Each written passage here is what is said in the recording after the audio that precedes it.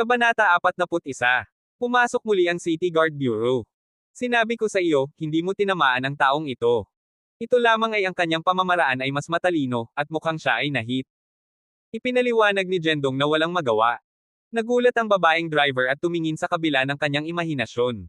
Sa oras na ito, tinitingnan ng scammer, ang malamig na pawis ay nagsimulang lumitaw sa kanyang noo. Ang kanyang pamamaraan ay palaging hindi pinalalayo at nalinlang na maraming beses nang hindi nakalantad.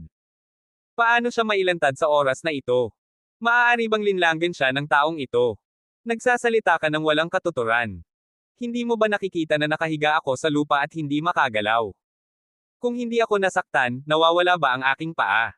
Sa puntong ito, kahit na siya ay nagpanik, maaari lamang siyang magpanggap na matigas. Ang babaeng driver ay tumingin sa lalaki sa lupa, pagkatapos ay kay Jendong. Sa kanyang malabo at hindi tiyak na mga mata, hindi niya alam kung sino ang dapat paniwalaan. Anong tulala? Tahimik na sinumpa ni Jendong ang kanyang puso at sinabi sa babaeng driver, ibigay mo sa akin ang iyong susi ng kotse. Ha? Oh.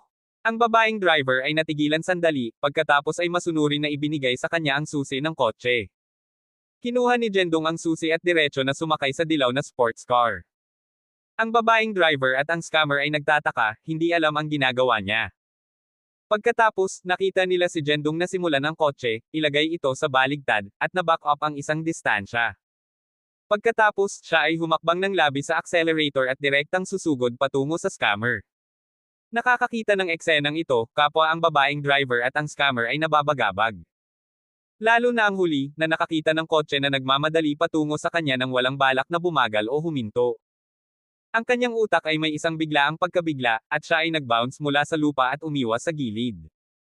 Ito ay hindi hanggang noon na natanto ng babaeng driver na siya ay na-scam.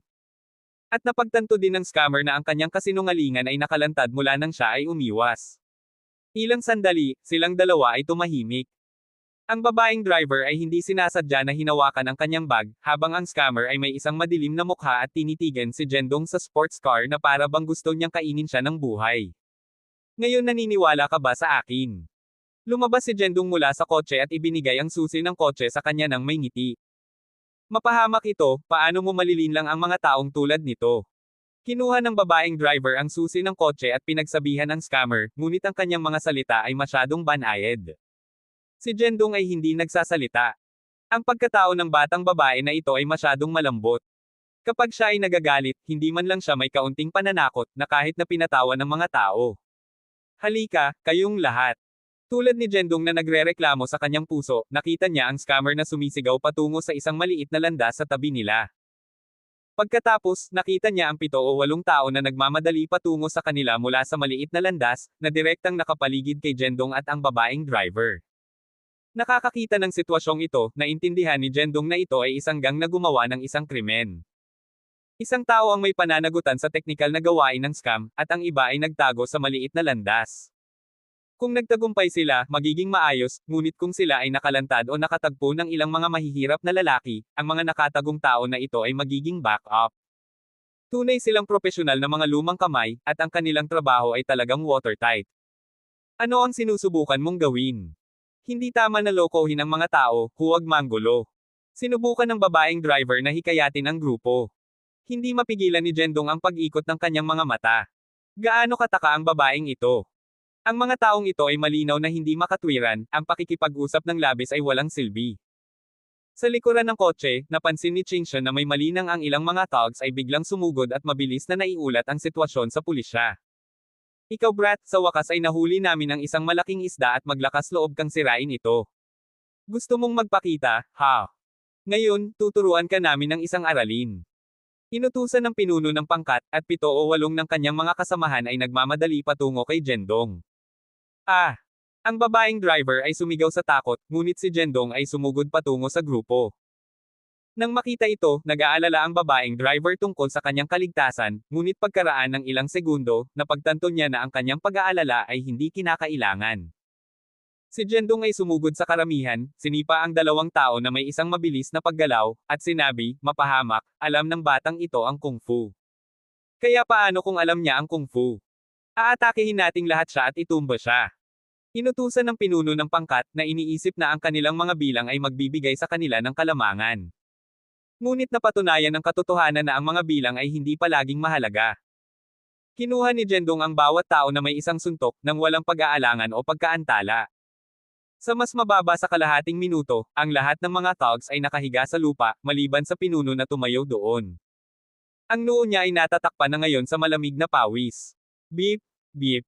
Natapos na ang laban nang ang tunog ng mga sirena ng pulisya ay nagmula sa malayo. Ang isang sasakyan na may mga kumikislap na ilaw ay papunta sa kanila. Iniulat lamang ni Ching Shan ang insidente at sa kabutihang palad, mayroong mga gwardya ng lungsod na nagpapatrolya sa malapit na sumugod kaagad. Nang makita ang papalapit na kotse ng pulisya, mabilis na bumaba si Ching Shan sa kotse. Jendong, okay ka lang ba? Ngumiti si Jendong, ayos lang ako. Napaalaga lang ako ng ilang mga manggugulo. Ano ang maaaring magkamali? Ang babaeng driver ay hindi pa nakabawi mula sa kanyang pagkabigla nang huminto ang kotse ng pulisya sa harap nila. Ang scammer ay medyo matalino. Alam niya na hindi siya maaaring tumakas, kaya simpleng hinawakan niya ang kanyang ulo at bumagsak. Ano ang nangyayari? Sino ang tumawag sa pulisya? Isang bantay sa lungsod ang lumabas sa kotse. Tinawagan ko ang pulisya. Sinubukan ng mga taong ito na i-scam ang batang babae na ito at nais ding gumamit ng karahasan. Mabilis na sumagot si Ching Shan. Sumulyap ang bantay sa lungsod at nakita ang mga gangster na nakahiga sa lupa, na sumisigaw sa sakit. Hindi niya maiwasang magulat. Ginawa mo ito sa kanila. Itinuro ng bantay sa lungsod ang mga tao sa lupa at tinanong si Jendong. Bukod sa mga scammers, may isang tao lamang, si Jendong, narito, kaya hindi nakakagulat na naisip ng bantay ng lungsod na ito sa kanya. Ginawa ko sa kanila, ngunit sinusubukan nilang mag-scam at gumamit ng karahasan. Kumikilos lang ako sa pagtatanggol sa sarili. Hindi ito ilegal, di ba? Sinabi ni Jendong. Kumusta, City Guard? Maaari kong patunayan na ang ginoong ito ay tumutulong sa akin at nasaktan ang mga taong ito. Sila ang nagsimula ng karahasan. Mabilis ding nagpatotoo ang babaeng driver para kay Jendong. Malinaw ang sitwasyon sa eksena, at madaling makita kung ano ang nangyari. Huwag mag-alala, ang pagtatanggol sa sarili ay tiyak na hindi isang problema, ngunit dahil may nangyari, ayon sa mga patakaran, kailangan mong sumama sa amin sa istasyon ng pulisya upang gumawa ng pahayag. Ang mga gwardya ng lungsod ay matapat at hindi binigyan si Jendong ng isang mahirap na oras, ngunit hiniling sa kanya na pumunta sa istasyon ng pulisya upang gumawa ng pahayag. Pagkatapos ay lumingon sila sa babaeng driver at sinabing, ikaw ang may-ari ng kotse na nahit, di ba? Dapat ka ring sumama sa amin. Napakahirap, kailangan ba nating gumawa ng pahayag? Okay lang, sumama ka lang sa kanila. Babalik ako sa kumpanya ng mag-isa. Si Jendong ay medyo nag-aatubili, ngunit dahil sinabi ng mga gwardya ng lungsod, wala siyang pagpipilian kundi ang pumunta sa bureau ng City Guard kasama ang babaeng driver at ang grupo ng mga tao na naging sanhi ng aksidente. Si Ching Shan ay bumalik sa kumpanya. Sa kabutihang palad, nang dumating sila sa City Guard Bureau, ang pangkat ng mga tao na naging sanhi ng aksidente ay nakipagtulungan sa pagsisiyasat. Ang mga gwardya ng lungsod ay nagtanong ng ilang mga simpleng katanungan at ipinagtapat nila ang nangyari. Matapos malaman na nakatulong lamang si Jendong, hinayaan nila siyang gumawa ng isang simpleng pahayag at pinayagan siyang umalis kasama ang babaeng driver. Kabanata 42. Nalesing. Phew! Sa wakas tapos na. Leaving the City Guard Bureau, si Jendong ay nag-inat ng tinatamad. Sir, salamat sa ngayon. Sa sandaling ito, ang babaeng driver ay tumango at yumuko ng malalim, nagpapasalamat sa kanya ng tame time. Ang babaeng driver na ito ay nagkaroon ng magandang pagkatao. Si Jendong ay nakakita ng maraming mayayaman at magagandang kababaihan, ngunit ang karamihan sa kanila ay may isang komplikadong prinsesa o tulad ni Ching Shan, na nagpapalabas ng isang malakas na aura. Ang babaeng driver na ito, gayunpaman, ay isang bihirang uri. Siya ay maganda at mayaman, ngunit nagkaroon ng isang napakabanayad na pagkatao. Mula sa kanilang maikling pakikipag-ugnay ngayon, masasabi niya na siya ang tipo ng tao na hindi man lang sumigaw kapag siya ay nagagalit, at medyo bihira at nakakaakit. Ito ay wala, ito ay isang maliit na pabor. Ako, sinabi ni Jendong. Halfway sa pamamagitan ng kanyang pangungusap, bigla niyang nakita ang babaeng nagpunas ng luha at humihikbi. Ano ang mali? Okay lang ngayon, bakit ka umiiyak? Si Jendong ay nakaramdam ng medyo awkward. Ang babaeng driver ay pinunasan ang kanyang luha at bumulusok, wala ito, bigla akong naramdaman tulad ng isang pagkabigo, ganap na walang silbi. Ang mas nagsalita siya, mas maraming luha ang bumagsak. Nang makita ito, medyo nalilito si Jendong. Ito ay isang menor de edad na aksidente, hindi ito seryoso. Hindi man siya binyo bully. Ito ay talagang hindi seryoso. Ang mga kasanayan sa scamming ng tao ay medyo matalino, normal ito para sa karamihan ng mga tao na hindi mapansin ito. Hindi alam ni Jendong kung paano aliwin siya, kaya sinabi niya ito. Sa sandaling natapos na siyang magsalita, ang babaeng driver ay nagsimulang humikbi ng tahimik. Mapahamak, may sinabi ba akong mali? Si Jendong ay mas nababagabag, na nais na aliwin siya ngunit hindi matapang na magsalita. Ngunit tila ang batang babae na ito ay nagagalit hindi lamang dahil sa aksidente sa kotse, kundi pati na rin sa iba pang mga hindi maligayang bagay. Miss, anong problema mo? Hindi siya nagsalita, tahimik lang na humihikbi. Sa oras na ito, maraming mga dumadaan ang lumakad, lahat ay lumingon sa kanilang mga ulo upang tumingin at tinitigan si Jendong na may isang mapanirang hitsura, na iniisip na siya ay isang scumbag na binyo bully ang mga kababaihan. Miss, maaari mo bang ihinto ang pag-iyak? Kung patuloy kang umiiyak, iisipin ng mga tao na may ginawa ako sa iyo. Wala nang sinabi si Jendong. Sa kabutihang palad, ang kanyang mga salita ay gumana at ang babaeng driver ay tumigil sa pag-iyak. Pinahihit niya ang kanyang ulo upang tumingin kay Jendong at matigas ang ulo na sinabi, masama ang pakiramdam ko ngayon, maaari mo bang samahan ako na uminom? Ha! Si Jendong ay napaatras. Wala pa siyang sinabi, ngunit parang ang babaeng driver ay malapit nang umiyak. Walang pagpipilian si Jendong kundi sumang-ayon, okay, sasamahan kita, ngunit maaari mo bang ihinto ang pag-iyak?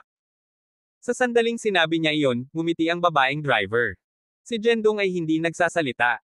Hindi nakakagulat na sinabi nila na binabago ng mga kababaihan ang kanilang isip ng mas mabilis kaysa sa pag-flip sa isang libro. Ang bilis na ito ay mas mabilis kaysa sa isang rocket. Nakalipas na ang alas 8 ng gabi. Si Jendong ay orihinal na nagplano na bumalik sa kumpanya at umuwi kasama si Chingshan, ngunit tila hindi niya ito magagawa ngayon. Nang maglaon, sinundan niya ang babaeng driver sa isang kalapit na bar. Sa pagpunta sa bar, nalaman ni Jendong ang pangalan ng babaeng driver, si Ting Su. Sa sandaling pumasok sila sa bar, inutusan ni Ting ang isang pribadong silid at higit sa 10 uri ng mamahaling alak, ang bawat isa ay nagkakahalaga ng libo-libo. Siya ay medyo labis. Nagtataka si Jendong kung sino ang babaeng ito, dapat siyang anak na babae ng mayamang lalaki. Halika, uminom ka sa akin. Ngayon ay dapat kong lasangin ang aking sarili upang mawala ang pag-iisip tungkol sa anumang bagay.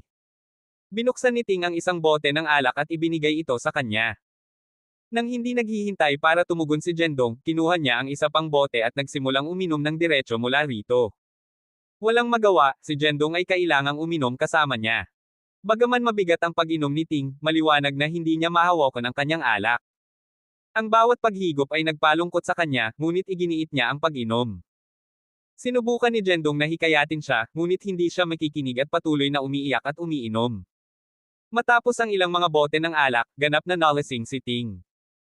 Ang kanyang mga pisngi ay flush, at hinawakan niya ang bote ng alak, na nagbubulong-bulungan sa kanyang sarili. Jaeming, ano ang ginawa kong mali? Maaari mong sabihin sa akin, magbabago ako. Bakit mo ako pinagtaksilen? Bakit hindi mo ako binigyan ng pagkakataon na magbago? Tila siya ay talagang lasing at patuloy na nakikipag-usap. Matapos marinig ito, naintindihan ni Jendong kung ano ang nangyayari. Mula sa mga hitsura nito, si Ting ay dumaan lamang sa isang break-up, at parang siya ay niloko. Ang mga bagay na sinabi niya ay iniwan si Jendong na walang pagsasalita. Ang kanyang kasintahan ay niloko sa kanya, ngunit naisip pa rin niya na kasalanan niya ito.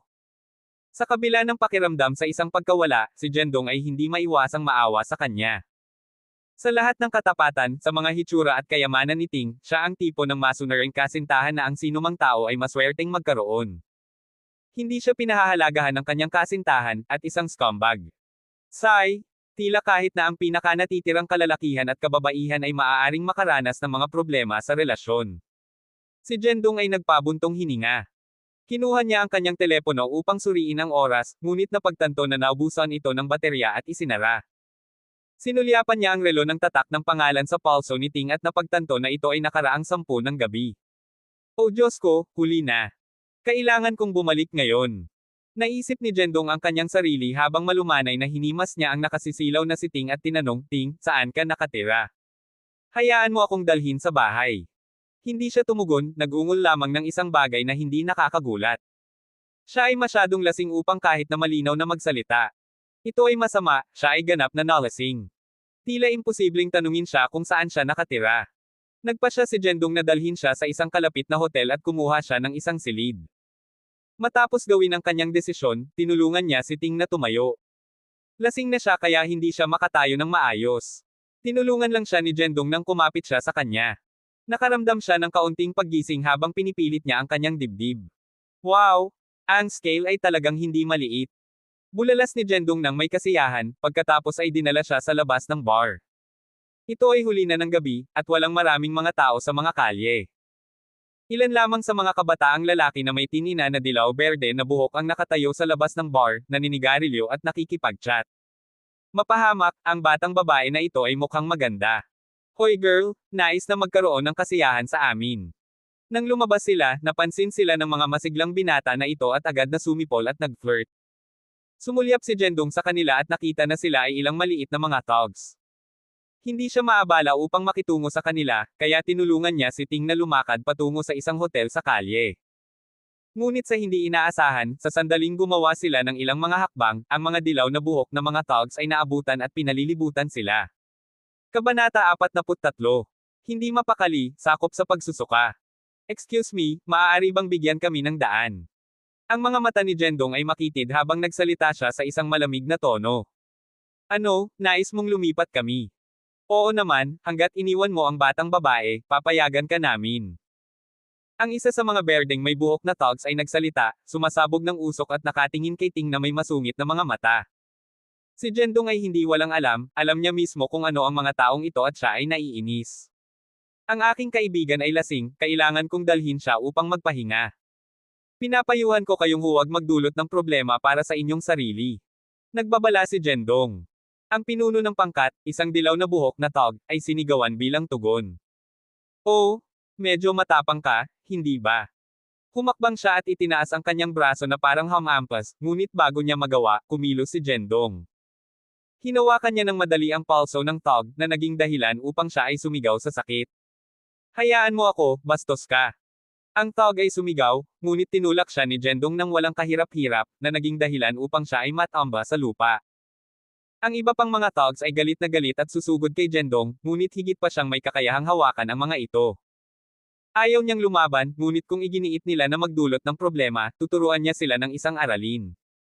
Nakita siyang sumusuporta kay Ting sa isang kamay, habang nakikipag-usap sa mga taong ito sa kabilang banda. Sila ay isang pangkat lamang ng mga maliliit na gangster, na walang banta kay Jendong. Sa anumang oras, kinuha niya ang ilan sa kanila. Lalapit ka pa ba? Sumigaw si Jendong. Hindi, Big Brother, palayain mo kami. Kami ay ignorante. Mangyaring huwag ibababa ang iyong sarili sa aming antas, si Mao Huang, na mayabang kanina, ngayon ay nakaluhod sa lupa na humihingi ng awa. Umalis. Sigaw ni Jendong.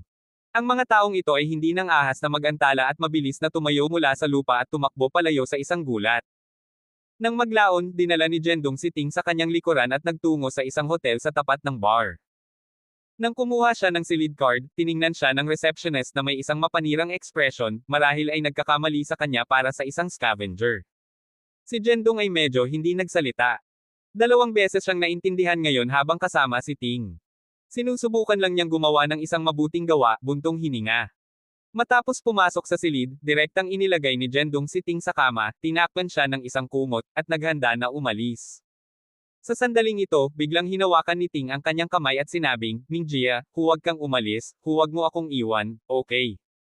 Bagaman nawalan siya ng malay, hindi pa rin niya makalimutan ang kanyang kasintahan sa pagdaraya. Siya ay talagang isang kaibig-ibig na tao sa pag-ibig. Uminom ka ng sobra. Hindi ako ang iyong boyfriend. Magpahinga ka ng mabuti, aalis muna ako, inaliw siya ni Jendong. Malumanay niyang tinanggal ang kamay ni Ting at sinubukan na umalis, ngunit biglang umupo si Ting at niyakap siya mula sa likuran. Miss, hindi talaga ako. Og. Bago pa man sabihin ni Jendong, samuka si Ting sa kanya. Oh my God. Sa sandaling ito, naramdaman na mayroong 10,000 mga kabayo ng putik na damo na tumatakbo sa isip ni Jendong. Wala man lang siyang pakialam sa pagiging banayad at itinulak si Ting pabalik sa kama.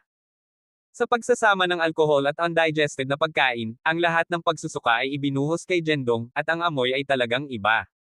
Siya ay orihinal na binalak na umalis ng mabilis, ngunit ngayon imposible. Sa kanyang kasalukuyang hitsura, ang amoy ay maaaring makita mula sa ilang dosenang metro ang layo, at hindi niya maiiwan ang silid. Sinusubukan ko lang na gumawa ng isang mabuting gawa, bakit napakahirap? Wala na rin siyang lakas na magreklamo. Dahil hindi siya umalis, nagpa siya si Jendong na maligo. Sa paglabas niya, mabilis na natutulog si Ting na parang baboy. Mukhang maghintay ako hanggang sa magising siya bukas at bumili ng aking sarili ng ilang mga bagong damit bago ako umalis. Bamantong hininga siya ng walang magawa at nag-drop ng isang tuwalya sa kanyang sarili bago makatulog sa sofa. Matapos may hagis ng batang babae sa buong gabi, si Jendong ay pagod din, at sa lalong madaling panahon ay natulog sa isang matulog na pagtulog.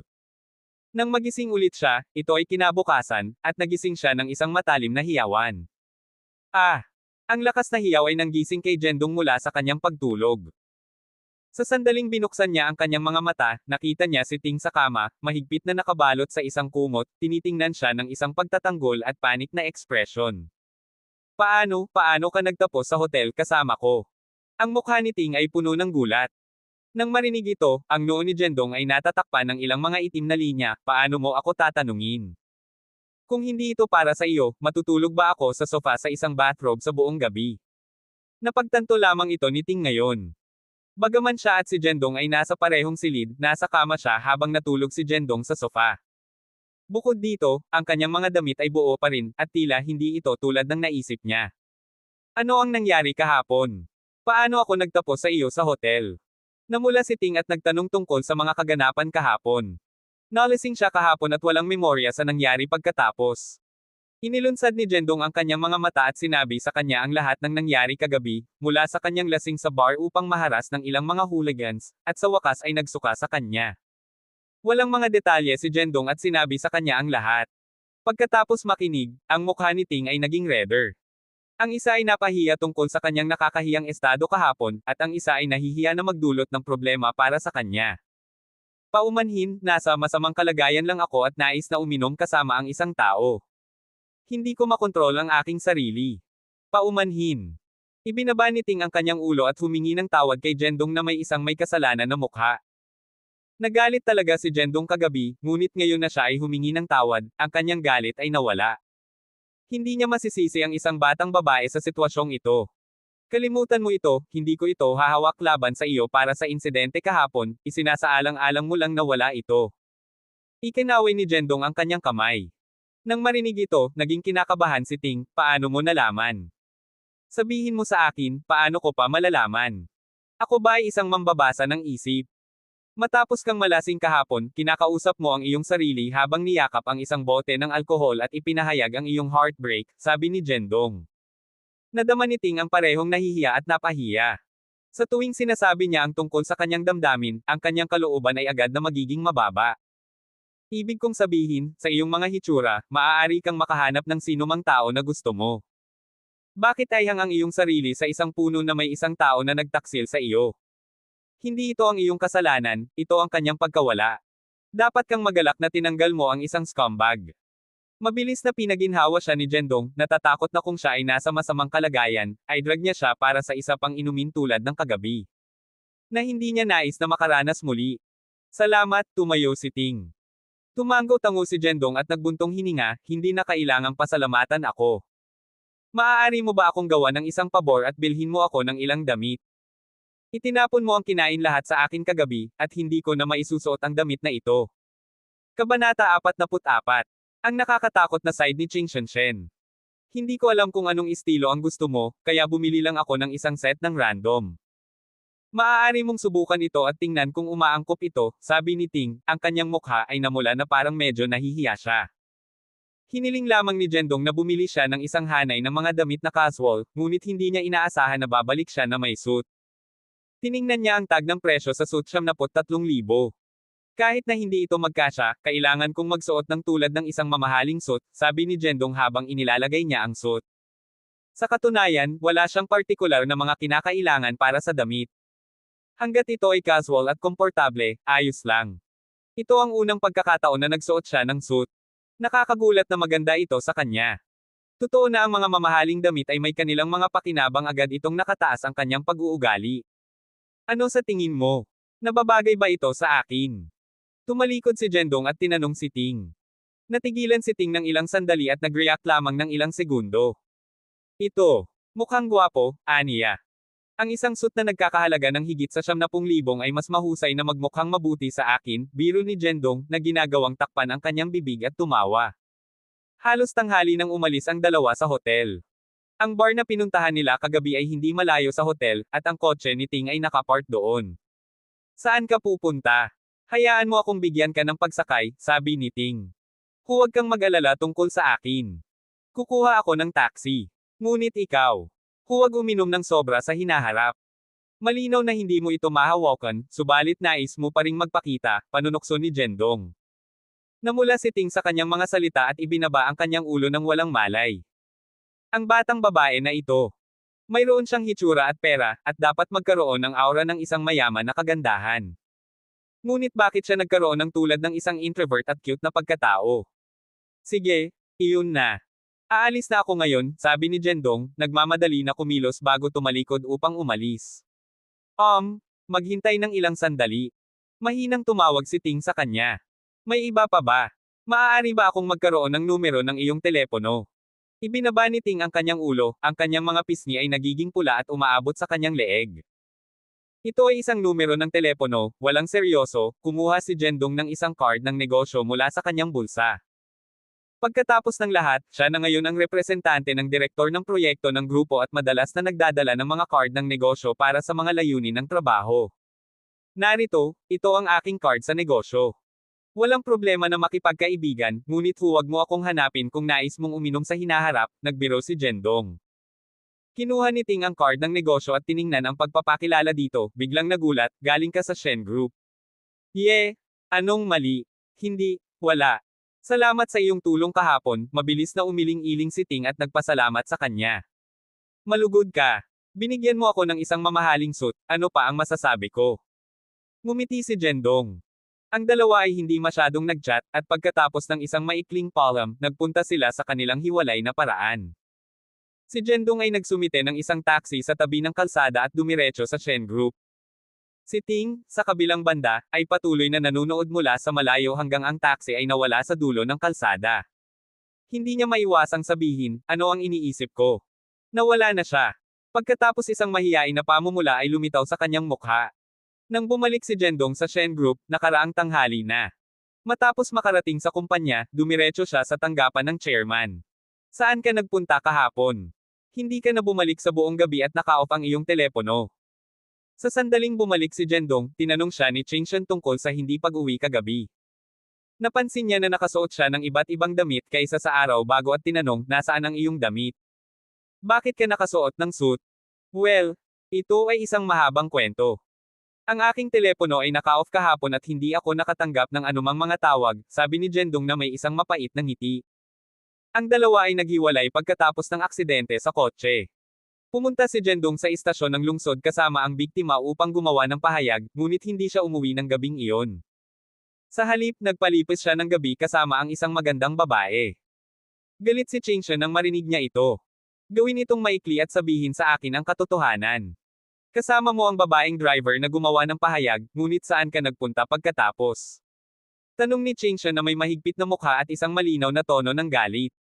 Kasama ko siya, ngunit. Jendong. Bago maipaliwanag ni Jendong, isinigaw ni Chingshan ang kanyang pangalan.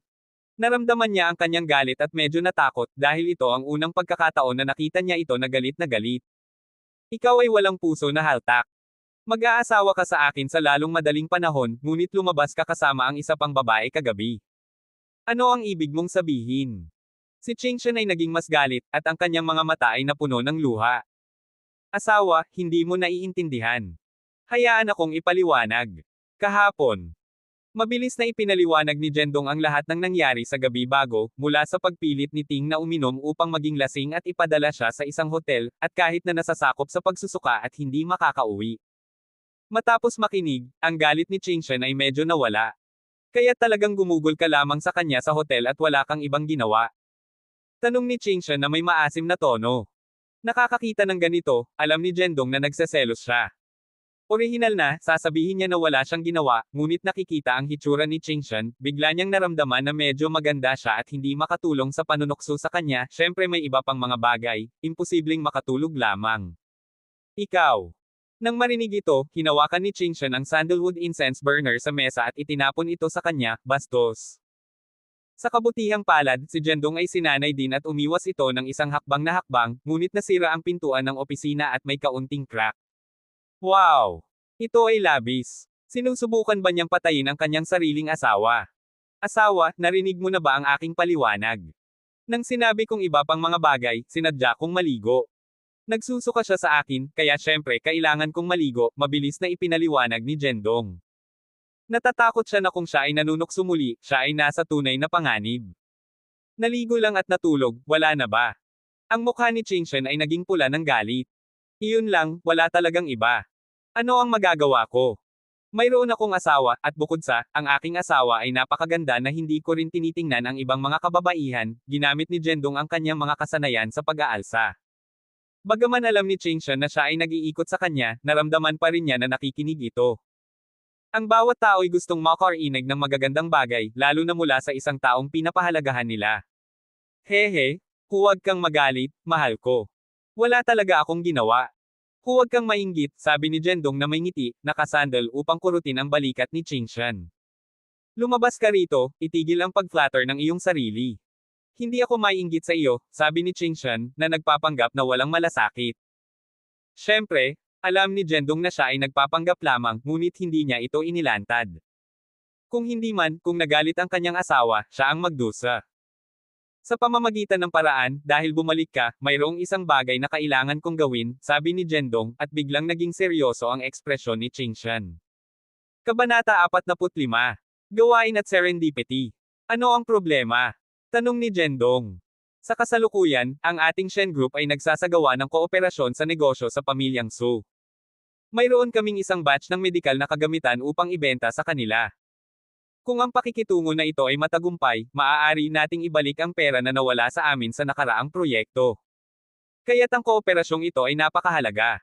Inaasahan kong maaari mong personal na hawakan ito. Seryoso na ipinaliwanag ni Chingshan. Ang pamilyang Su sa apat na pangunahing pamilya sa Nanzhou City. Nang marinig ang pangalang ito, nagulat din si Jendong. Mas maaga, sinabi sa kanya ni Chingshan na mayroong kompetisyon sa pagitan ng apat na pangunahing pamilya sa Nanzhou City, kaya bihirang may anumang pakikitungo sa negosyo sa pagitan nila. Bagaman ang pamilyang Shen ay isa sa apat na pangunahing pamilya, ang komprehensibong lakas nito ay mas mababa sa iba pang tatlong pangunahing pamilya dahil sa maikling kasaysayan ng pag-unlad nito. Ito ay itinuturing na ilalim ng apat na pangunahing pamilya, at ang iba pang tatlong pangunahing pamilya ay karaniwang hindi naghahanap ng pakikipagtulungan sa pamilyang Shen, sa madaling salita, tiningnan nila sila. Kaya't nang bigla niyang narinig na makikipagtulungan sila sa pamilyang Su, isa sa apat na pangunahing pamilya, nagulat si Jendong. Sinabi mo na ang apat na pangunahing pamilya ay karaniwang nakikita ang bawat isa bilang mga kalaban, at ang pamilyang Shen ay hindi kasing lakas ng iba pang tatlong pangunahing pamilya. Bakit nila tayo hahanapin na makipagtulungan? Nagtataka si Jendong. Karaniwan, hindi nila gagawin, ngunit ang orihinal na kasosyo ng pamilya ng Su ay nagkaroon ng aksidente, at agarang kailangan nila ang kagamitan, kaya dumating sila sa atin. Ito rin ay isang pagkakataon para sa ating pangkat ng Shen. Kung ang pakikitungo na ito ay maaaring matagumpay na makumplito, maaari nating maitaguyod ang isang pangmatagalang pakikipagtulungan sa pamilya ng Su. Matapos ipaliwanag ito ni Chingshan sa ganitong paraan, naintindihan ni Jendong na ang kooperasyong ito ay talagang napakahalaga. Huwag kang mag-alala, sisiguraduhin kong malinaw ang lahat para sa iyo. Una nang ipinangako ni Jendong na may patong sa kanyang dibdib, at pagkatapos ay tinanong, ano ang kailangan kong gawin? Ang iyong gawain ay napakasimple. Sa kasalukuyan, ang batch na ito ng medikal na kagamitan ay nasa isang bodega ng ating pangkat ng Shen. Kailangan mong personal na mamuno sa koponan at ligtas na maihatid ang mga kalakal sa pamilyang Su, at pagkatapos ay ayusin ang pagbabayad sa kanila. Naiintindihan ni Jendong. Sa madaling salita, bagay lamang ito sa paghahatid ng mga kalakal sa pintuan. Karaniwan, ang ganitong uri ng bagay ay hindi mangangailangan sa kanya, ang vice-presidente, upang personal na kumilos. Gayunpaman, pagkatapos ng insidente kasama ang mga mas mababang mga materyales sa huling oras, si Chingshan ay kailangang maging maingat. Bilang karagdagan, ang kooperasyong ito ay napakahalaga at nauugnay sa kung maaari silang magtatag ng isang pangmatagalang relasyon sa kooperatiba sa pamilyang Su. Ayaw ni Chingshan na makatagpo ng anumang mga problema, kaya ipinadala niya si Jendong upang maihatid ng personal ang mga kalakal. Walang problema, aalagaan ko ito. Pupunta ako ngayon. Sinabi ni Jendong habang naghahanda siyang magsimula, ngunit pinigilan siya ni Chingshan. Huwag kang magmadali. Bago maihatid ang mga kalakal, kailangan mong pumunta sa address na ito upang kunin ang isang tao at dalhin siya sa iyo. Ibinigay ni Chingshan si Jendong ng isang tala na may isang address na nakasulat dito. Sino ang taong ito? Tanong ni Jendong. Siya ang kagawaran ng pananalapi ng ating kumpanya at mananagot para sa mga bagay sa pagbabayad pagkatapos matanggap ang kagamitan. Orihinal na, nakatakdang ihatid ang mga kalakal bukas, ngunit ang kagawaran ng pananalapi ay nagpapahinga sa bahay ngayon. Gayunpaman, hinihimok kami ng Su family, kaya kailangan nating mag-abala ka upang kunin muna siya. Sagot ni Chingshan. Tumango si Jendong sa kaluwagan at iniwan ang kumpanya, na nagmamaneho sa lokasyon na minarkahan sa tala. Ang patutunguhan ay isang lumang lugar ng tirahan. Matapos mag-park ng kotse, sinundan ni Jendong ang address sa doorplate at patungo sa kanyang bahay. Hindi kalayuan sa simula, nakita niya ang isang pangkat ng mga hooligans na nag-aapi sa isang batang babae sa intersection. Nanjo? Lumayo. May gagawin ako ngayon at wala akong oras upang lokohin ka. Huwag kang magmadali, Jingjing. Lumabas lang ako sa istasyon ng pulisya at ang unang bagay na ginawa ko ay dumating upang hanapin ka. Dapat ay sapat na upang mapatunayan ang aking katapatan, di ba?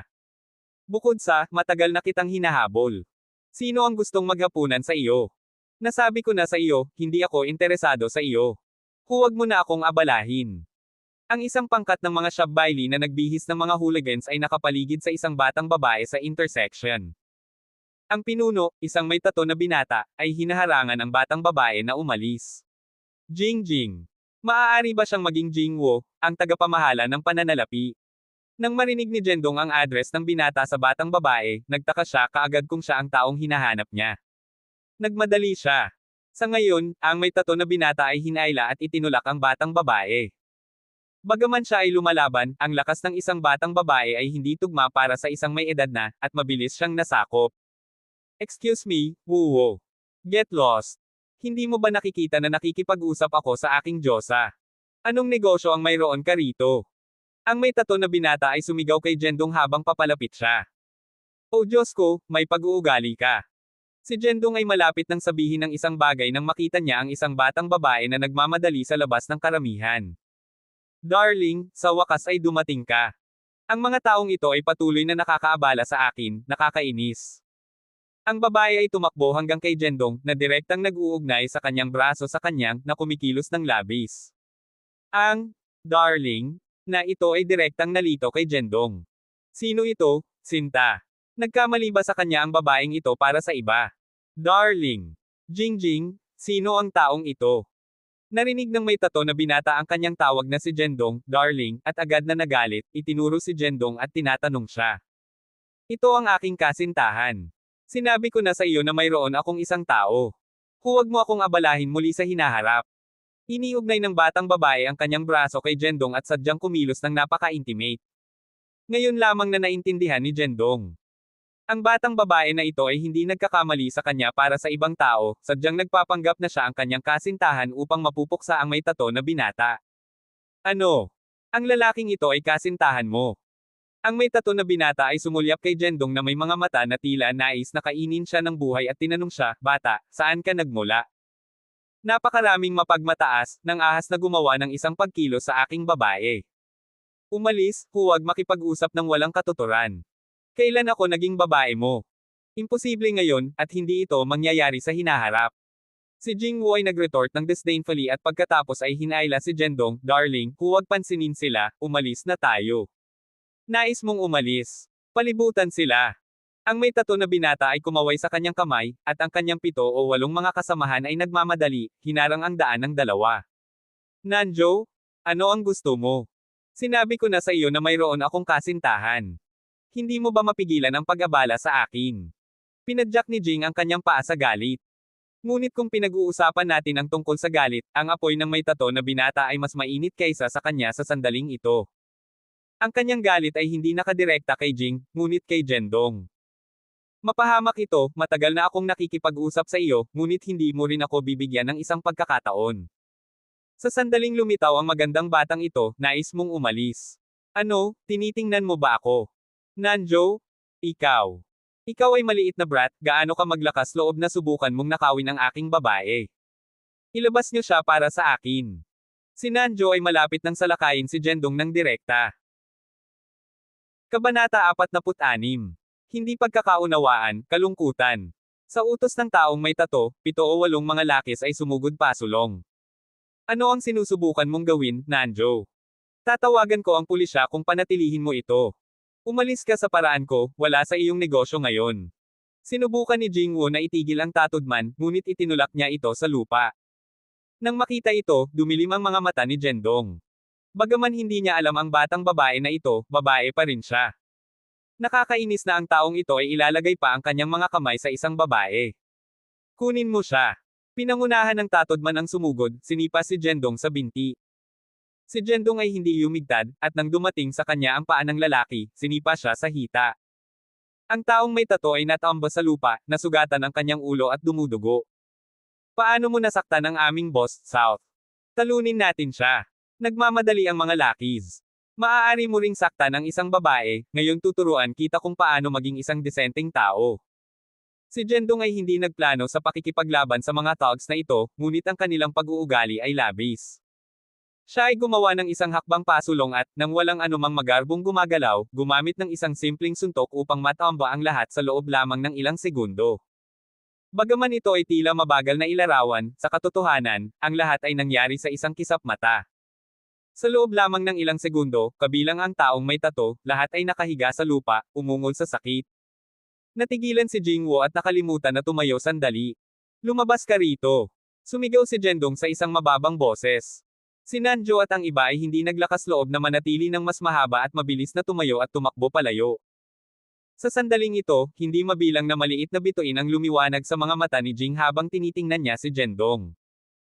Orihinal na naisip niya na gamitin si Jendong bilang isang kalasag upang mapaalis si Nanjo at ang iba pa, ngunit hindi niya inaasahan na salakayin sila, alalahanin na ang taong ito ay napakalakas na nag-aalaga siya sa kanilang lahat.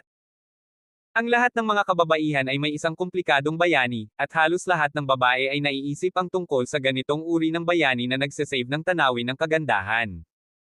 Hindi inisip ni Jingwoo na ang kalasag na random na natagpuan niya ay magiging tulad ng isang bayani. Maaari bang ito ang Prince Charming sa kanyang buhay? Miss, okay ka lang.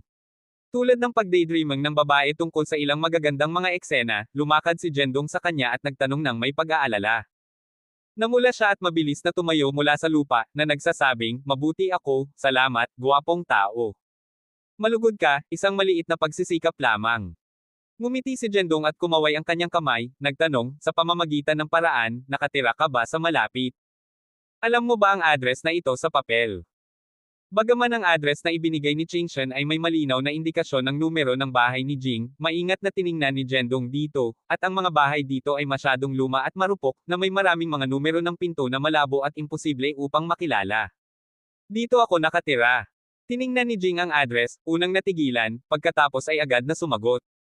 Ikaw ba si Jingwoo, ang tagapamahala ng pananalapi? Nagulat din si Jendong. Nang marinig si Jendong na banggitin ang pananalapi, naintindihan agad ni Jing, oh, ikaw ay manager di ba? Oo, ako. Hindi ko inaasahan na makilala ka sa ganitong paraan, tawa ni Jendong.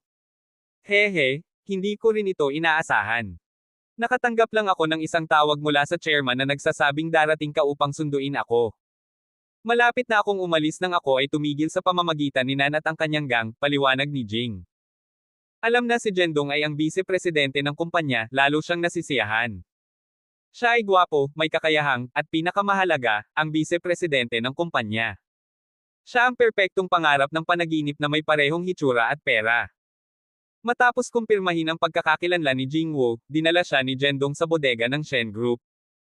Ang manager ng bodega ay nakapak na ang batch ng mga medikal na kagamitan sa mga kahon at naload ang mga ito sa 2 malalaking truck na sinamahan ng mga dedikadong driver ng paghahatid. Sa katunayan, ang trabaho sa paghahatid ay palaging hawakan ng mga dedikadong tauhan, kaya't hindi na kailangang mag-alala si Jendong. Ang kanyang pangunahing layunin sa pagdating ay upang samahan ang mga truck at tiyakin na ang mga kalakal ay naihatid sa contact person sa Su Family's processing plant, upang maiwasan ang anumang mga problema sa daan, lalo na sa panahon ng kritikal na panahong ito. Ayon sa kasunduan, ang batch na ito ng medikal na kagamitan ay maihatid sa isang planta ng pagproseso sa hilaga ng lungsod na pag-aari ng pamilyang Su. Malayo ang halaman, at ang convoy ay kumuha ng isang buong maghapon upang makarating. Sa kabutihang palad, nandoon si Jing. Siya ay nagkaroon ng isang masayang pagkatao, at ang dalawa sa kanila ay nag-chat ng maligaya sa daan, na ginagawang hindi nakakainis ang paglalakbay. Ginoong Ye, nakarating na tayo. Ang mga kinatawan mula sa pamilyang Su. Si Jing, na nakaupo sa upuan ng pasahero, ay nakakita ng isang pangkat ng mga taong nakatayo sa unahan. Ang pinuno ay isang taong nasa middle-aged na may isang bahagyang hairstyle ng Mediterranean, na sinundan ng isang pangkat ng mga tao na nakasuot ng parehong uniforme ng pabrika, na marahil ang mga manggagawa sa pabrika. Maligayang pagdating, maligayang pagdating. Dapat kang maging si Ginoong Ye, ang pangkalahatang tagapamahala ng Shen Group. Ako si Dahai Shu, ang tagapamahala ng proyekto na namamahala sa koordinasyon. Naghihintay ako sa iyo ng mahabang panahon. Binati sila ni Dahai ng isang ngiti. Manager Shu, lahat ng mga kalakal na kailangan ng iyong kumpanya. Mangyaring suriin ang mga ito. Si Jendong ay nakipagkamay kay Dahai ng magalang. Okay, kayong mga tao ay i-load ang mga kalakal at ilagay ito sa bodega. Tumango si Dahai at tinawag ang mga manggagawa sa likuran niya upang i-load ang mga kalakal. Manager Ye, matagal kang dumating. Paano ang tungkol sa pagkakaroon ng isang tasa ng tsaa sa aking tanggapan? Inimbitahan siya ni Dahai. Tiningnan ni Jendong ang mga manggagawa na naghuhugas ng mga kalakal. Kailangan ng ilang pagsisikap na i-load ang lahat ng mga kalakal mula sa dalawang truck. Dahil mayroon silang ilang ekstrang oras, hindi ito masama na magpahinga at magkaroon ng isang tasa ng tsaa. Okay, salamat sa iyong mabuting pakikitungo, Manager Shu. Pagkatapos ay pinangunahan sila ni Dahai sa kanyang tanggapan. Ang taong ito ay medyo masigasig at madaldal. Pinuri niya si Jendong dahil sa kanyang pagsisikap at batang talento, na sinasabi na siya ay ang Deputy General Manager ng Shen Group sa gayong batang edad, at ang kanyang hinaharap ay walang hanggan. Bagaman mabait ang lahat ng mga salitang sinasalita, hindi nasisiyahan si Jendong. Sa halip, naramdaman niya na ang taong ito ay napakamakinis. Marahil ito ay dahil sa kanyang karanasan sa lugar ng trabaho na ang pagiging makinis ay isang mahalagang kondisyon din para mabuhay sa lugar ng trabaho. Gayunpaman, si Jendong ay karaniwang hindi gaanong kabutihan patungo sa gayong mga makinis na tao, na pakiramdam na karaniwang mayroon silang maraming mga trick sa kanilang mga manggas. Sa pamamagitan ng paraan, Ginoong Ye, hindi mo pa ipinakilala ang magandang ginang na ito sa akin. Ang kasintahan mo ba? Habang nakikipag-chat, biglang nagtanong si Dahai tungkol sa pagkakakilanlan ni Jingwoo. Ang mga kawani na responsable sa paghahatid ng mga kalakal ay bumaba sa truck, at si Jing lamang ang nakaupo sa parehong kotse tulad ni Jendong, kaya hindi katakataka na iisipin ni Dahai. Nang marinig ang isang tao na nagkakamali sa pag-iisip na siya ay kasintahan ni Jendong, naramdaman ni Jing na kapwa masaya at malungkot. Masaya siya dahil gusto niya talagang maging kasintahan ni Jendong, ngunit malungkot dahil ito ay isang hindi pagkakaunawaan at hindi totoo. Buntong hininga. Kung ang lalaking ito lamang ang kanyang kasintahan, kung gaano kamangha-mangha ito. Kabanata 47. Darating ang magnanakaw. Manager Shu, hindi mo naiintindihan. Ito ang tagapamahala ng pananalapi ng aming kumpanya, si Jingwoo. Narito siya upang mabilang ang mga kalakal at matanggap ang pagbabayad, sabi ni Jendong na may malabong ngiti. Oh, nakikita ko. Napakaganda ni Miss Wu, at ikaw, Ginoong Ye, ay tulad ng isang taong may talento. Akala ko kayong dalawa ay mag-asawa, pinuri ng walang tigil si Dahai. Kahit na ito ay pagliko, na sinasabi na labis na ginawang hindi gusto ng mga tao. Si Jingwoo, sa kabilang banda, ay namula sa kahihiyan nang marinig niya si Dahai na purihin siya at si Jendong bilang isang mahusay na tugma. Habang ang tatlo sa kanila ay umiinom ng tsaa at nakikipag-chat, lumakad ang isang kawani. Manager, lahat ng mga kalakal ay naload at lumipat sa bodega, sabi ng miyembro ng kawani. Nabilang mo ba sila? Tanong ni Dahai. Nagatubiling ang empleyado at sumagot, hindi pa. Natapos na namin ang pag-alis ng mga kalakal at wala kaming oras upang mabilang ang mga ito. Kayo ay walang silbi. Matagal ka nang naging abala at natapos ka lang. Ano ang kinakain mo?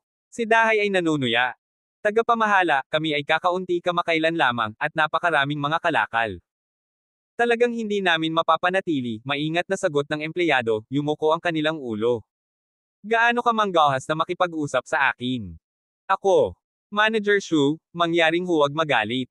Lahat ay may limitadong enerhiya, kaya't huwag na natin siyang masisi, nakipag-ugnay si Jendong, na nagsisisi sa empleyado. Binigyan pa rin ni Dahay si Jendong at hindi na nawala ang kanyang pag-uugali nang makita siyang nagsasalita para sa empleyado. Inikat niya ang kanyang kamay at hiniling na umalis ang empleyado. Paumanhin, Ginoong Ye. Ang aking mga subordinate ay hindi masyadong mahusay at naantala ang iyong oras. Paano ang tungkol dito? Huli na ito, at kung patuloy nating mabibilang ang mga kalakal, marahil ay magiging huli na sa gabi. Bakit hindi ka manatili sa sentro ng pagtanggap ng pabrika ngayong gabi? Mag-ayos ako para sa isang tao na mabibilang ang mga kalakal bukas ng umaga, at maaari mong ayusin ang pagbabayad kapag nagising ka. Ano ang iniisip mo? Iminungkahi ni Dahay. Ginoong Ye, sa palagay ko ang mungkahi na ito ay mabuti. Manatili tayo dito ngayong gabi. Kung hindi man, kung magmadali tayo pabalik sa lungsod, madaling araw na sa umaga, sumang-ayon si Jing. Tumingin si Jendong sa kalangitan sa labas at napagtanto na kung magpapatuloy silang magtrabaho, huli na, at ang mga manggagawa ay kailangang magtrabaho ng husto. Dahil hindi sila nagmamadali, maaari rin silang manatili sa isang gabi. Tumango si Jendong nang hindi gaanong nagsasalita. Nang maglaon, inayos ni Dahay ang ilang mga solong silid para sa kanila. Sa kabutihang palad, ang sentro ng pagtanggap ay maluwang, at maraming mga walang laman na silid sa loob. Sa gabi, si Jendong ay hindi nagmadali sa pagtulog, ngunit umupo na naka-cross-legged sa kama at nagsagawa. Makalipas ang ilang sandali, dahan-dahang binuksan niya ang kanyang mga mata at tiningnan ang kanyang mga kamay, hindi maiwasang magbuntong hininga, ang aking lakas ay hindi napabuti sa loob ng mahabang panahon. Maaari ba itong sinabi ng matanda, at naabot ko ang isang bottleneck? Sa mundo ng martial arts, mas mataas ang antas, mas mabagal ang pag-unlad, at mas mahirap na mapabuti ang paglilinang ng isang tao. Tulad ni Jendong bilang isang halimbawa. Halos isang taon na siyang nasa antas na ito, at kahit na hindi pa siya umangat, ang kanyang paglilinang ay tila naayos at hindi pa napabuti. Nahihirapan akong mapagbuti ang aking kasalukuyang antas, nagtataka ako kung gaano ito kakilakilabot sa antas ng aking lolo. Hindi nakakagulat na kakaunti ang mga tao na katulad niya sa buong mundo ng martial arts, nagbuntong hininga si Jendong sa kanyang puso, na nagpapaalala tungkol sa kanyang nakaraan bilang isang mersenaryo sa Northern Union Empire. Namiss niya ang kanyang lolo at ang kanyang pangkat ng mga kapatid. Nasaan siya? Mabilis siyang huliin. Mayroong dalawa pa doon, huwag hayaang makatakas sila. Kung paanong nawala si Jendong sa pag-iisip, isang kaguluhan ang biglang sumabog sa labas. Si Jendong ay lumabas sa kanyang silid at nakita na ang lahat ng mga ilaw sa pabrika ay nakabukas, at ang mga empleyado ay nakakalat sa paligid na parang naghahanap ng isang bagay. Ano ang nangyayari? Si Jendong ay huminto sa isang tao at nagtanong. Isang pangkat ng mga magnanakaw ang lumusot sa pabrika at nagnakaw ng isang bagay, sinusubukan naming mahuli sila. Ipinaliwanag ng tao bago magmadali upang mahuli ang mga magnanakaw. Magnanakaw. Nagulat si Jendong. Bigla niyang naalala ang batch ng mga medikal na kagamitan na naihatid ngayon. Bagaman ang mga kalakal ay dinala sa pabrika ng pamilyang Su, ang dami ay hindi nabibilang, at ang kontrata at pagbabayad ay hindi nakasign. Kung mayroong anumang mga problema sa mga kalakal sa oras na ito, ang responsibilidad ay mahuhulog pa rin sa Shen Group. Nang walang pag-aatubili, nagmamadali si Jendong ay patungo sa bodega kung saan ang mga kalakal ay naload ngayon. Kasabay nito, nakita niya si Jing, na nag-aalala din sa sitwasyon ng mga kalakal sa bodega, kaya nais niyang tingnan. Nang dumating ang dalawa sa bodega, dumating na si Dahay. Ginoong Ye, Miss Wu, hindi pa ba kayo nagpahinga? Binati sila ni Dahay pagdating nila. Narinig ko na may mga magnanakaw sa pabrika, kaya dumating ako upang suriin ang bodega, sabi ni Jendong. Oh, ilang maliit na magnanakaw lamang. Nasanay na ako. Hindi mo na kailangang mag-alala. Ang mga magnanakaw ay nagpunta lamang sa silangang bahagi at hindi dumating sa bodega. Ang mga kalakal sa loob ay ligtas. Ikinawi ni Dahay ang kanyang kamay at sinabi, na parang nakaranas siya ng maraming mga ganitong sitwasyon. Sumimangot si Jendong at tinanong, ayon sa Manager Shu, madalas bang may mga magnanakaw sa pabrika? Oo, pagkatapos ng lahat, ito ang mga suburb. Ang seguridad ng publiko ay mahirap, at madalas na may ilang mga walang prinsipyong maliliit na magnanakaw na umakyat upang magnakaw ng mga bagay. Ngunit huwag mag-alala, Ginoong Ye. Magkakaroon ako ng isang tao na mahigpit na bantayan ang bodega. Kayong dalawa ay magpahinga lang. Ipinaliwanag ni Dahay. Bagaman sinabi niya na si Jendong at si Jing ay maaaring matiyak at matulog, si Jendong ay mayroon pa ring isang pagkabalisa. Hanggat mayroong anumang mga problema sa mga kalakal bago pirmahan ang kontrata at pagbabayad, magiging responsibilidad ng kanilang pangkat na Shen. Ang pagkakasunod-sunod na ito ay napakahalaga sa pangkat ng Shen, at dapat walang mga pagkakamali. Manager Shu, maaari mo bang ayusin ang isang kama sa bodega? Matutulog ako dito ngayong gabi. Maingat na naisip ni Jendong at nagpasya na manatiling magdamag sa bodega. Pagkatapos ng lahat, ang mga kalakal na ito ay napakahalaga. Kung ang ilang maliliit na magnanakaw ay nakakagulo ng mga bagay, magiging seryoso ang sitwasyon. Matutulog ka rito. Paano posible iyon? Alam kong hindi ka madali, Ginong Ye, at nag-aalala ka na ang mga maliliit na magnanakaw ay makakasama sa mga kalakal. Ngunit huwag mag-alala, magtatalaga ako ng maraming tao na bantayan ito. Si Ginong Ye ay isang panauhin. Paano ko hahayaan na matulog ka sa bodega? Sinabi ni Dahay. Paulit-ulit na tumanggi si Jendong. Salamat sa iyong kabaitan, Manager Shu, ngunit sa mga kadahilan ng pangkaligtasan, mas naramdaman kong madali ang pananatili dito sa aking sarili, mahigpit na sinabi ni Jendong. Nang makita ang kanyang pagpapasya, hindi sinubukan ni Dahay na hikayatin pa siya. Pagkaraan nito, inayos nila ang isang kama para kay Jendong, at kahit na si Jing ay orihinal na nagplano na manatili sa kanya, tumanggi siya at ibinalik siya. Ang isang tao ay sapat na para sa gabi, at hindi na kailangan para si Jing na magdusa dito. Bukod, hindi ito maginhawa para sa isang lalaki at isang babae na mag-isa ng magkasama. Kabanata 48. May mali. At sa gayon, natulog si Jendong sa bodega para sa gabi. Ito ay hindi hanggang sa susunod na umaga nang dumating ang mga tagakuha ng inventaryo sa pintuan na siya ay nagising. Ginong Ye, nakatulog ka ba ng maayos kagabi? Tanong ni Jingwo, na namamahala sa pananalapi at sumama sa mga tagakuha ng inventaryo. Huwag mo ring banggitin ito. Nakagat ako ng lahat ng mga lamok, umiling-iling Jendong ng isang mapait na ngiti. Ang kapaligiran sa bodega ay talagang mahirap. Ito ay hindi lamang hindi komportable na mainit, ngunit mayroon ding maraming mga lamok. Nagawa lang niyang makatulog sa paligid ng ika-5 o ika-6 sa umaga. Bagaman medyo nagdusa siya, masaya pa rin siya sa pag-iisip na tapusin ang inventaryo at makakaalis na may mataas na ulo. Habang tinatalakay nila kung saan pupunta para sa isang mabuting pagkain upang gantimpalaan ang kanilang sarili, dumating si Dahay Shu at ang kanyang mga tauhan. Manager Shu, natapos mo na ba ang pagbibilang ng mga kalakal? Kung walang mga problema, mangyaring pirmahan ang kontrata at matanggap ang pagbabayad, ngumiti si Jendong, at si Jing ay gustong iabot ang kontrata. Natapos na namin ang pagbibilang, ngunit tila may problema sa kalidad ng batch ng mga kalakal na ito, Ginoong Ye. Ang mukha ni Dahay ay naging seryoso, at ang kanyang tono at saloobin ay tumagal ng 360 degree na pagliko mula kahapon. Ano ang ibig mong sabihin? Naging mabigat ang ekspresyon ni Jendong. Ano ang ibig kong sabihin? Dapat kong hilingin sa iyo na. Ang pangkat ng Su ay handang makipagtulungan sa Shen Group dahil naisip namin na lubos sa iyo. Iniisip namin na kung ang kooperasyong ito ay maayos, maaari kaming magtatag ng isang pangmatagalang pakikipagtulungan. Ngunit sa halip, sinubukan mong pumasa sa basura bilang mga kalidad na kalakal. Sa palagay mo ba ay hindi kayang bayaran ng Su Group para sa mahusay na kalidad ng mga kalakal?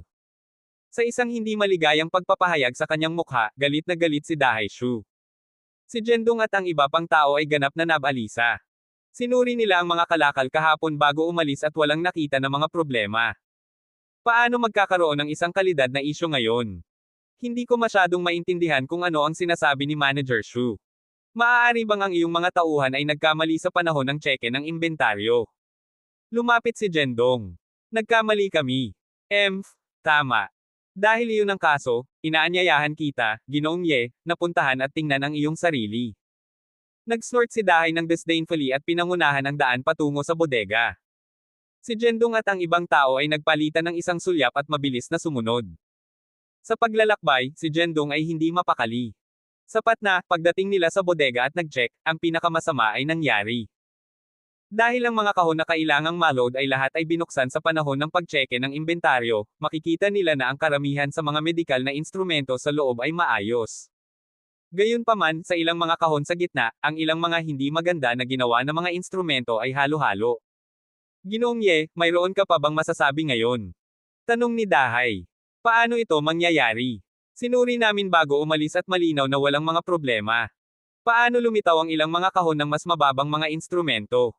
Si Jing ay nababalisa at nagmadali na ipinaliwanag. Naririnig ito, si Dahay ay naging mas maligaya. Miss Wu, ano ang sinusubukan mong sabihin? Iminumungkahi mo ba na nagtampered kami sa mga kalakal?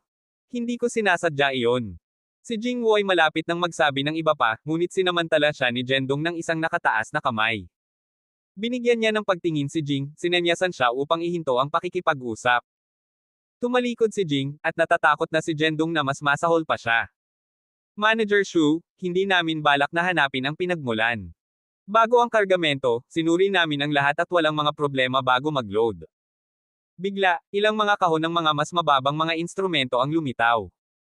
Dapat mayroong isang bagay na hindi ka panipaniwala na nangyayari. Iminumungkahi ko agad na siyasatin ang lugar ng pabrika, hindi pinapayagan ang sino man na umalis, at mag-uulat sa pulisya. Suriin ang telepono ng lahat, account, at kahit na mga tala sa paglalakbay. Alam ni Jendong na walang saysay na sabihin pa sa oras na ito. Ang pinakakagyat na gawain ay upang simulan agad ang pagsisiyasat. Bagaman 2 kahon lamang ng mga instrumento ang napalitan, ang kabuuang halaga ay lumampas sa 10-10 milyon. Hindi mahalaga kung saan nakuha ang mga orihinal na instrumento, ang mga mamahaling bagay ay hindi gagamitin bilang mga dekorasyon. Ang iba pang partido ay tiyak na makahanap ng isang paraan upang ibenta ang mga instrumento na ito. Kung gayon, tiyak na magsasangkot ito ng milyon-milyong dolyar sa mga transaksyon sa pananalapi, kaya kinakailangan upang suriin ang mga account ng lahat. Bilang karagdagan, walang mga problema kapag ang batch ng mga kalakal na ito ay naipadala, at si Jendong ay nanatili sa bodega buong gabi kahapon. Ang tanging oras na iniwan niya ang batch na ito ng mga kalakal ay kahapon ng hapon nang umiinom siya ng tsaa sa opisina. Sa makatuwid, maaari itong ibawas na ang taong gumawa nito ay dapat na nasa pabrika na ito. Matapos na ipaliwanag ni Jendong ang kanyang mga saloobin, agad na tinawagan ni Dahay ang pulisya. Di nagtagal, maraming mga sasakyan sa pagtatanggol ng lungsod ang lumapit sa lugar ng pabrika, at ang mga gwardya ng lungsod ay nagsimulang mag-imbestiga sa bawat tao sa pabrika. Patuloy silang nag-imbestiga mula umaga hanggang tanghali, ngunit walang pag-unlad. Ginoong Shu, lahat ay sinisiyasat at walang problema. Ang pabrika ay lubusang hinanap, at walang ibang mga instrumento na natagpuan, sabi ng kapitan ng bantay ng lungsod, na papalapit kay Dahay sa tanghali. Si Dahay, pagkatapos ng lahat, isang miyembro ng pangkat ng pamilya ng Su, at sa impluensya ng pamilyang Su sa Nanzhou City, maging ang pinuno ay kailangang bigyan siya ng mukha. Ang bantay sa lungsod ay magalang sa kanya. Kung walang problema, saan napunta ang batch ng mga kalakal na ito? Murmured si Jing, nakasimangot. Maging si Jendong ay nakaramdam ng sakit ng ulo sa puntong ito. Saan lumitaw ang problema? Sino ang nagsabing lahat ay nasuri? 3 tao ay hindi pa nasuri. Ang tinig ni Dahay ay nagdala kay Jendong at Jing pabalik sa katotohanan. Pagkatapos ay itinuro niya sina Jendong at Jing, ako, Ginoong Ye, at Miss Wu, ang 3 sa atin ay hindi pa nasuri.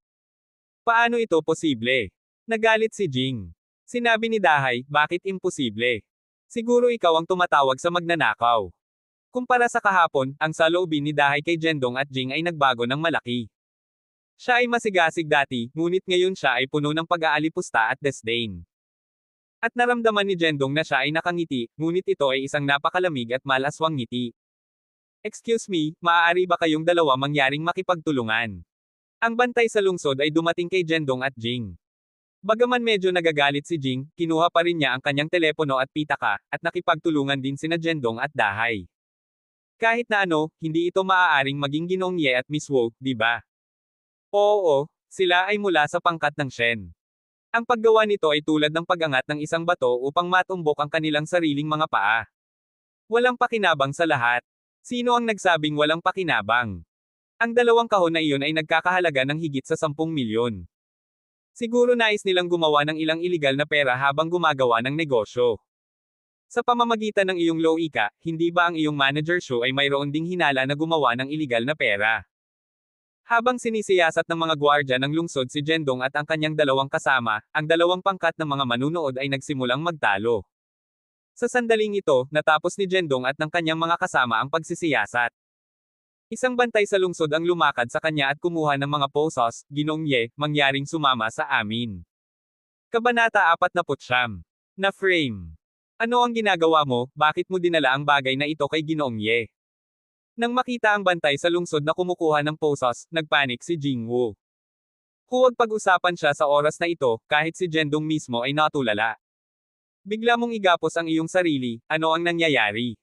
Ayon sa aming pagsisiyasat, mayroong isang kabuuan ng 10 milyon sa account sa ilalim ng pangalan ni Ginoong Ye kagabi. Ang kabuuang halaga ng mataas na kalidad na medikal na kagamitan ng iyong kumpanya na napalitan ay nangyari sa presyo na ito. Ngayon ay may sapat kaming mga dahilan upang maghinala na mayroon kang isang komersyal na pandaraya, Ginoo, mangyaring sumama sa amin upang tumulong sa pagsisiyasat. Seryoso si Cheng Wei. Naririnig ito, biglang bumagsak ang puso ni Jendong. Sinabi na ang kanyang card ay biglang may 10 milyon pa, ngunit hindi niya binuksan ang isang account. Na-frame siya. Sa isang iglap, si Jendong ay nadarama niya. Ito ay malinaw na isang frame-up, ngunit sino ang gumawa nito at ano ang layunin? Naglaro talaga si Boss Ye sa oras na ito.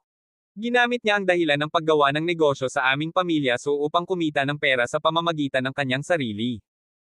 Hindi nakakagulat na kailangan niyang manatiling vigil sa bodega kagabi, upang gawing mas madali ang mga bagay para sa kanya, di ba?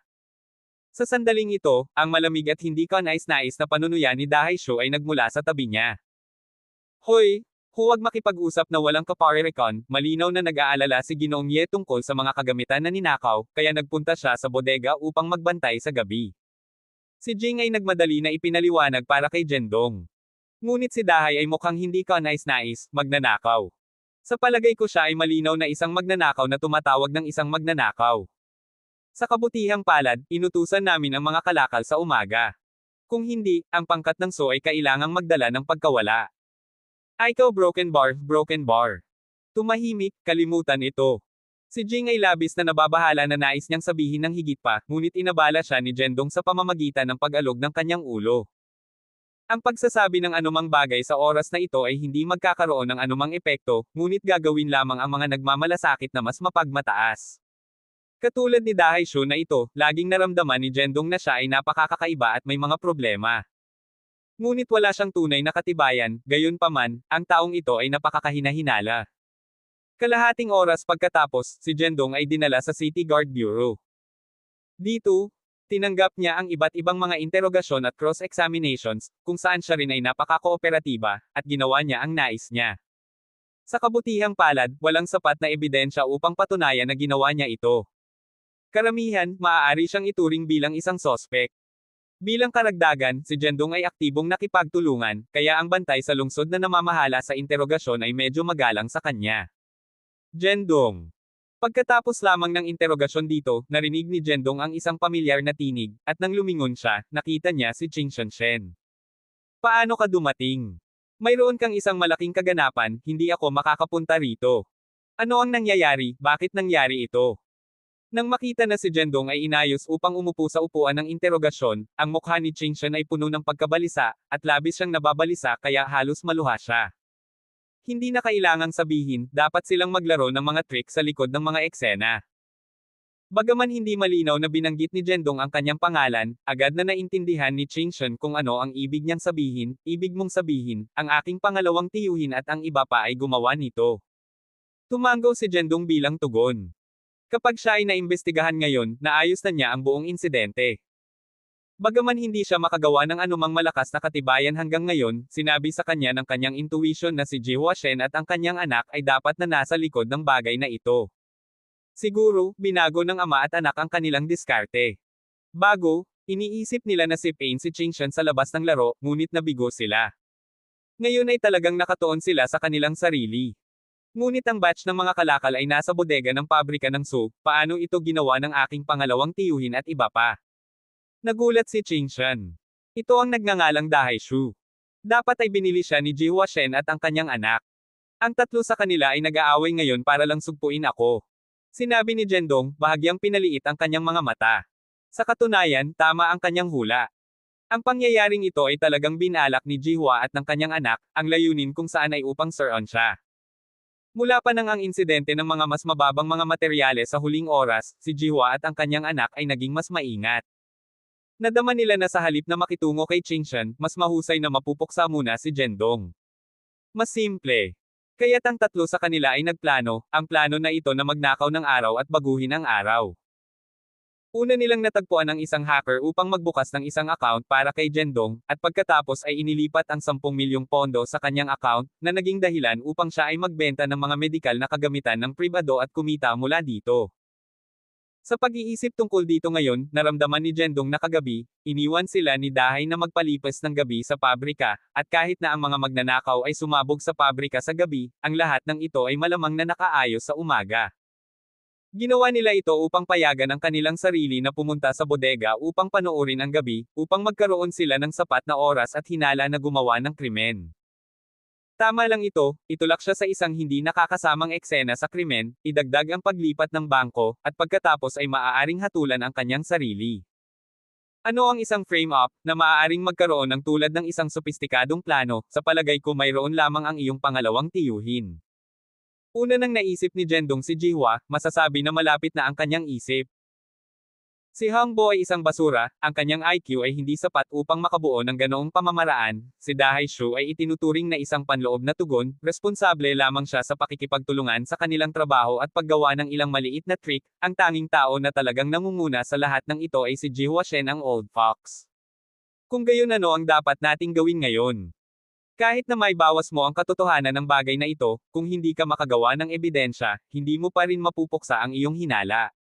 Kung nahatulan ka ng bagay na ito, pupunta ka sa kulungan. Si Qingshan ay labis na nababalisa na ang luha ay hindi mapigilan na bumagsak. Ngunit huwag nating pag-usapan ang tungkol sa kanya sa oras na ito, si Zhendong mismo ay may sakit ng ulo. Ang laro ni Jihwa Shen at ang kanyang anak na lalaki ay nag-set up para sa kanya sa oras na ito ay perpekto lamang.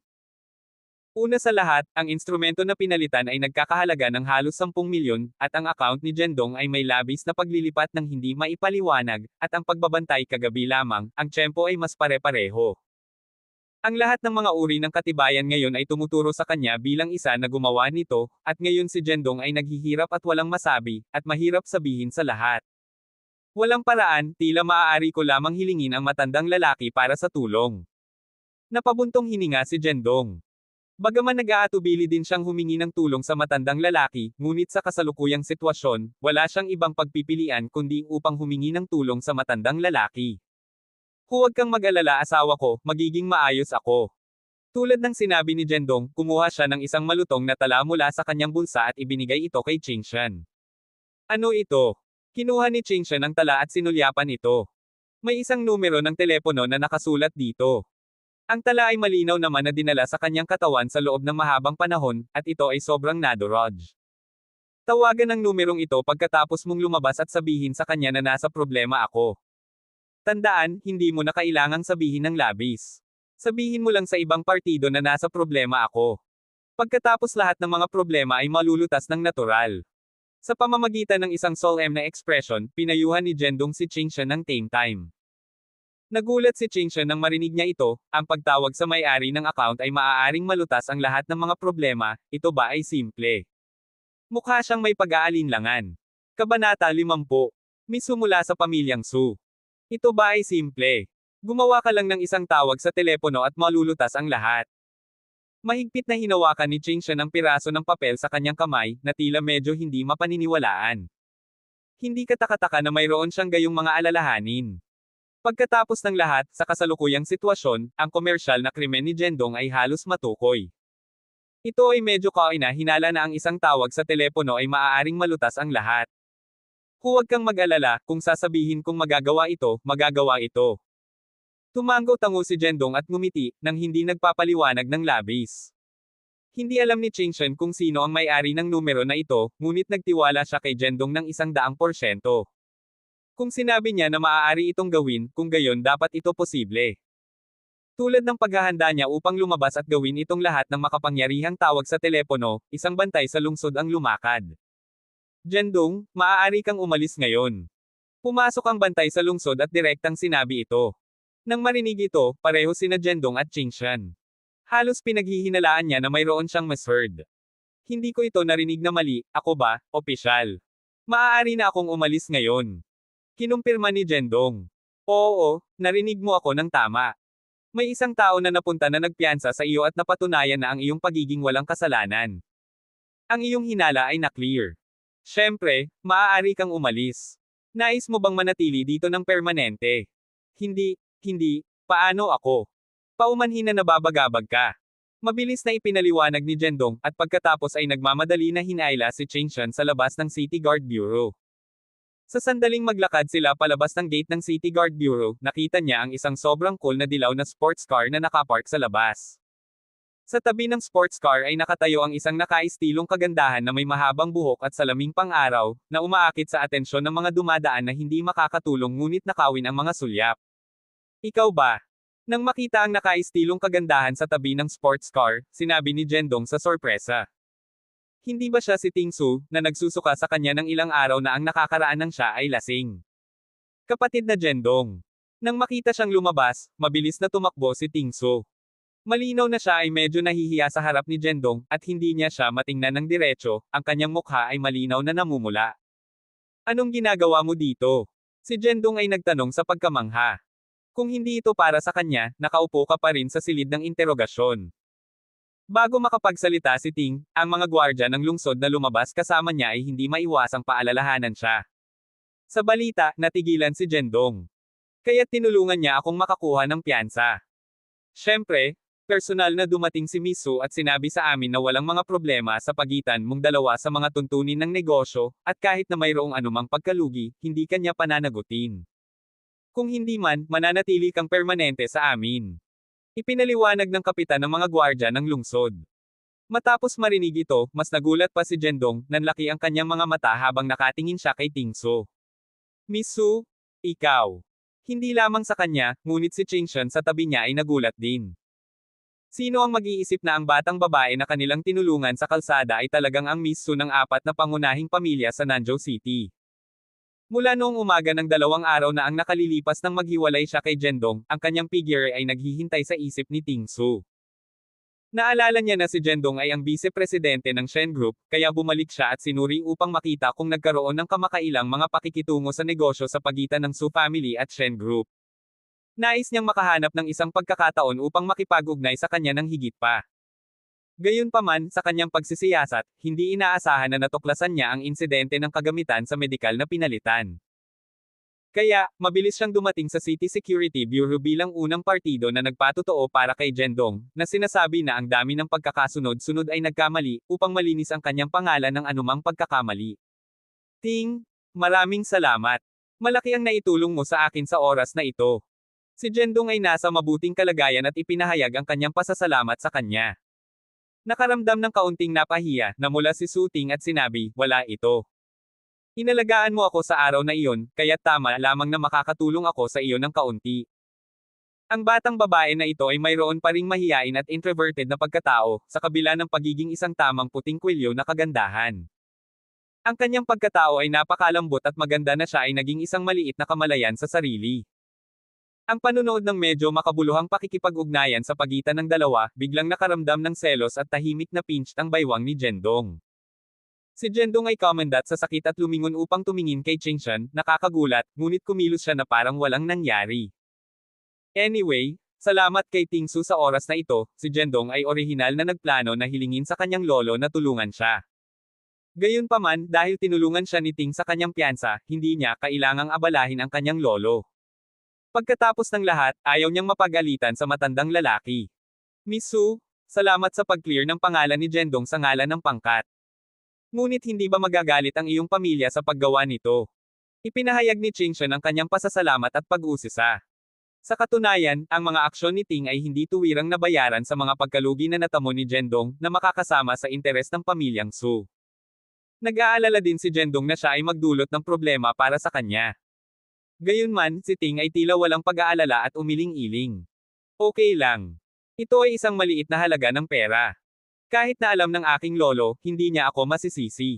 Napahiya si Jendong. Nag-aalala lang siya para sa kanya, ngunit hindi ito kinakailangan. Wala siyang pakialam sa pagkawala ng halos 10 milyon. Hindi katakataka na ang apat na pangunahing pamilya ay mayaman. Huwag kang mag-alala, hindi kita niloloko. Mayroon akong paraan upang makagawa ng mga pagkalugi na pinagdudusahan ng pamilya ng Su mula sa ibang lugar, sabi ni Jendong, na may isang ngiti, na ngiti sa kanyang mukha. Sa tanggapan ng pabrika ng pamilyang Su, si Dahai Shu ay nakaupo ng comfortable sa kanyang mga binti na tumawid, naninigarilyo ng isang tabako. Natapos na niya ang isang tawag kasama si Ji Huashen, na nangako sa kanya na kung matagumpay na nahatulan ni Jendong, ang 1 milyong sa kanyang account ay ililipat sa pangalan ni Dahai Shu. Ang pag-iisip na maging isang milyonaryo sa lalong madaling panahon ay ginawang labis na nalulugod si Dahai Shu. Manager Shu, parang napakasaya mo. Mayroon bang mabuting maibabahagi mo sa akin at magpakasaya din ako? Tulad ng pag-daydreaming ni Dahai tungkol sa pag-abot sa pinnacle ng kanyang buhay, biglang lumakad si Jendong. Jendong, ano ang ginagawa mo dito? Nanlaki ang mga mata ni Dahai sa hindi paniniwala sa paningin niya. Bakit, hindi ba ako pwede dito?